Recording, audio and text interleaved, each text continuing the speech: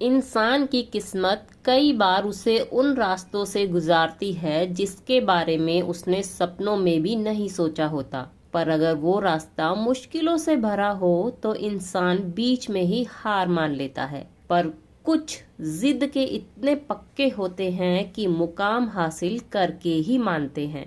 आज मैं आपको सुनाने जा रही हूँ उस हस्ती की कहानी जिसे किसी ने तवायफ कहा तो किसी ने चरित्रहीन, किसी ने कोठे वाली कहा तो किसी ने देवी, किसी ने मुस्लिम कहा तो किसी ने हिंदू।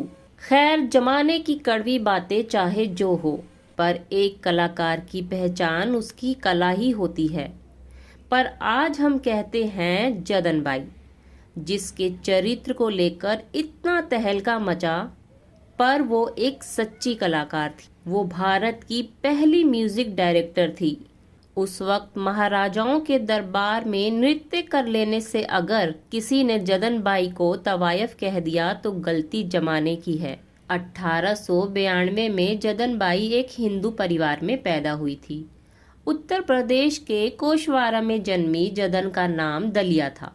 बचपन में ही शादी हुई और कुछ समय बाद डाकुओं ने पति की हत्या कर दी। अब दलिया बालिका विधवा थी। जमाने की कड़वी बातों ने दलिया और उसके परिवार को जीने नहीं दिया। तंग आकर परिवार ने दलिया को एक मेले में छोड़ दिया। वाराणसी में बेचारी अकेली दलिया भटक रही थी। उस वक्त दलीपा बाई की नज़र छोटी दलिया पर पड़ी।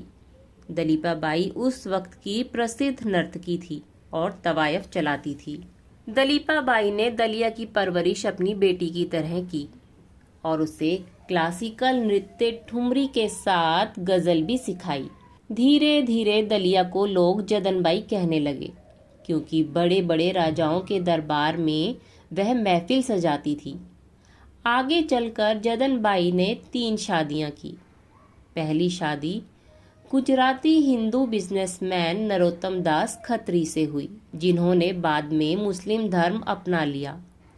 खत्री से जदन बाई को पहला पुत्र हुआ अख्तर हुसैन, जो आगे चलकर एक्टर डायरेक्टर बना। एक्ट्रेस जाहिदा हुसैन अख्तर हुसैन की बेटी है। जदन की दूसरी शादी सारंगी वादक उस्ताद मीर खान से हुई। इनसे उन्हें दूसरा पुत्र हुआ अनवर हुसैन। आगे चलकर अनवर बॉलीवुड के मशहूर कैरेक्टर आर्टिस्ट बने। जदन की तीसरी शादी मोहन बाबू से हुई। उन्होंने भी शादी के लिए धर्म परिवर्तन करके अपना नाम अब्दुल राशिद रख लिया। अब्दुल राशिद से एक पुत्री हुई जो बॉलीवुड की महान अदाकारा नरगिस कहलाई। ये 3 शादियां जदन ने किस्मत से ठोकरें खाते हुए की।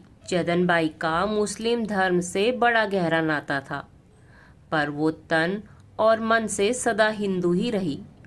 धीरे धीरे लोग उन्हें हिंदू मुस्लिम समानता का प्रतीक भी मानने लगे। जदन बाई को म्यूजिक से बहुत प्यार था। महफिलों में मशहूर होने के बाद उन्हें एक्टिंग के ऑफर्स आने लगे। वो गजल रिकॉर्ड करने लगी और रेडियो पर गाने भी लगी। इस तरह जदन बाई का कनेक्शन फिल्म लाइन से हुआ। वो भारत की पहली महिला म्यूजिक कंपोजर बनी। फिल्में लिखने के साथ साथ वो दिग्दर्शक भी बनी और खुद की फिल्म कंपनी संगीत फिल्म्स का शुभारंभ भी किया। साथ ही साथ उन्होंने अपने 3 बच्चों को रास्ता दिखाया और आगे चलकर 3 बच्चे फिल्मों की महान हस्तियां बने। जदन बाई ने कुल 4 फिल्मों का दिग्दर्शन किया और 4 फिल्मों को संगीत दिया और कई फिल्मों में एक्टिंग भी की। उनकी फिल्म मैडम फैशन आज भी प्रसिद्ध है। वो उस जमाने की थी जब महिला को फिल्मों में काम करना पाप समझा जाता था। उस समय जदन बाई ने समाज को हिंदू मुस्लिम समानता का रास्ता दिखाते हुए महिलाओं को नया मार्ग भी दिखाया और अपने बच्चों का करियर भी बनाया।